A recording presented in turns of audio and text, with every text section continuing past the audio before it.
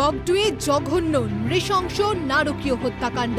প্রথম থেকেই অভিযোগের তীরে তৃণমূলের গোষ্ঠী লড়াই। মূল অভিযুক্ত তৃণমূলের স্থানীয় নেতা আনারুল। আনারুল তো পুলিশ আসতে যায়নি এবং আনারুল লোকে মারা গেছে।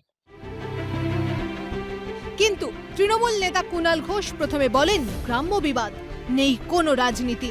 যখন পথে নামলেন শুভেন্দু অধিকারীরা, প্রশ্ন তুললেন কেন এই গণহত্যা, তখন বদলে যায় তৃণমূলের বয়ান। কুণাল ঘোষ বলেন রাজ্যকে কালিমালিপ্ত করতে রাজনৈতিক ষড়যন্ত্র। একই কথা বলেন মুখ্যমন্ত্রী, দোষে ছিলেন বিরোধীদের। কিন্তু বুধবার মুখ্যমন্ত্রী যখন বিরোধীদের নিশানা করেছেন, তখন সংসদে সুদীপ বন্দ্যোপাধ্যায় বলেছেন বগটুই গ্রামে পারিবারিক বিবাদ, নেই রাজনীতির সম্পর্ক। কিন্তু বৃহস্পতিবার বগটুয়ে গিয়ে মুখ্যমন্ত্রী বললেন ধরা হোক আনারুলকে। যে পুলিশ এত অভিযোগ সত্ত্বেও এতদিন ধরে ছুঁয়ে দেখেনি আনারুলকে, সেই পুলিশই ঘন্টা 2 না পেরোতেই গ্রেফতার করেছে তাকে।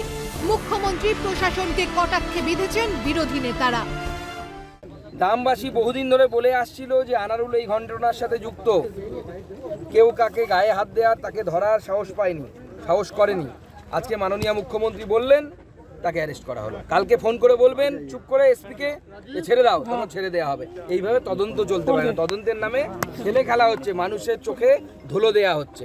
আর ঘটনা এতক্ষণ পরে সমস্ত ম্যানেজ করে এখন উনি বলছেন তাকে গ্রেপ্তার করো, আর পুলিশ অমনি চলে গেল তার বাড়িতে। স্টেজ ম্যানেজ, এইভাবে শাসন চলবে? কিন্তু একটা কথা স্পষ্ট, বগটুয়ের ঘটনা রাজনৈতিক। বগটুয়ে দাঁড়িয়ে মুখ্যমন্ত্রীর বলা কথাতেই তা স্পষ্ট। মুখ্যমন্ত্রী বলেছেন ঘটনার সঙ্গে যোগ আছে বহিরাগত চক্রান্তের। বহিরাগত বৃহত্তর কনস্পিরেসি আছে এখানে। ঘটনা যে রাজনৈতিক তা আরো স্পষ্ট তৃণমূলের ব্লক সভাপতির গ্রেফতারে। তবে প্রশ্ন উঠছে কেন গ্রেফতার আনারুল? এতগুলো মানুষকে আগুনে পুড়িয়ে খুন করার অভিযোগে? মুখ্যমন্ত্রী বলেছেন আনারুল দায়িত্ব পালন করেনি, পুলিশকে খবর দেয়নি আনারুল। আনারুল আমাদের ব্লক প্রেসিডেন্ট, বাট তাকে কমপ্লেন করেছিল ওরা, কিন্তু সময় মতো পুলিশ পাঠায়নি, ওকে অ্যারেস্ট করা হবে।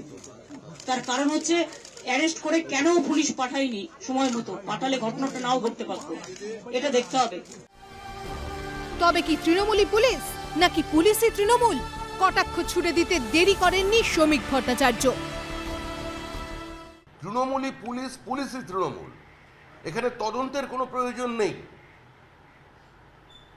প্রশাসন এবং পুলিশ কিংবা দলের মধ্যে, মুখ্যমন্ত্রীর মধ্যে কোনো সূক্ষ্ম বিভাজন রেখা নেই। সব মিলেমিশে একাকার হয়ে গেছে। কোথাও পুলিশকে তৃণমূল নিয়ন্ত্রণ করছে কোনো ব্লকে, কোনো জায়গায় ব্লক তৃণমূলকে আইসি নিয়ন্ত্রণ করছে। এভাবেই পশ্চিমবঙ্গের প্রশাসন চলেছে, পুলিশি ব্যবস্থা চলেছে। তবে পুলিশকে মুখ্যমন্ত্রীর নির্দেশ, ঠিক মতো কেস সাজাতে হবে, অপরাধীরা যেন সাজা পায়। এমন ভাবে সাজাতে হবে কেস, কারণ আমি শুনেছি আগের কেসটা যেটা মার্ডার হয়েছিল 3-4 বছর আগে, হাইকোর্ট থেকে বেল পেয়ে গেছে। কিন্তু উঠে আসছে বিতর্ক। বৃহস্পতিবার বগটুই গ্রামে মুখ্যমন্ত্রীর সঙ্গী ছিলেন অনুব্রত মণ্ডল। পুলিশের উপর বোমা মারার নিদান দিয়েছিলেন এই অনুব্রতই। ওই বীরভূমে এই কেসটা বাহিনীর হাতে দুবরাজপুরে আইসি খুন হয়েছে অমিত চক্রবর্তী। আজ পর্যন্ত কেস সাজিয়েছেন? কেস সাজিয়েছে, বিচার হয়েছে? কারো তার পরিবার বলেছে আমরা বিচার পাইনি। ফলে ভাদু শেখের খুন বদলায় এতগুলো বাড়ি জ্বালিয়ে এতগুলো মানুষকে জীবন্ত খুন। সবটাতেই রাজনৈতিক সন্ত্রাসের ছায়া। নিহতরা সকলেই তৃণমূল, মেনে নিয়েছে তৃণমূলও। এখন মুখ্যমন্ত্রীর ভূমিকাতেও বিরোধীরা দেখছে বগটুয়ে মানুষ পোড়া গন্ধ ধামাচাপা দেওয়ার এক চক্রান্তের ছায়া।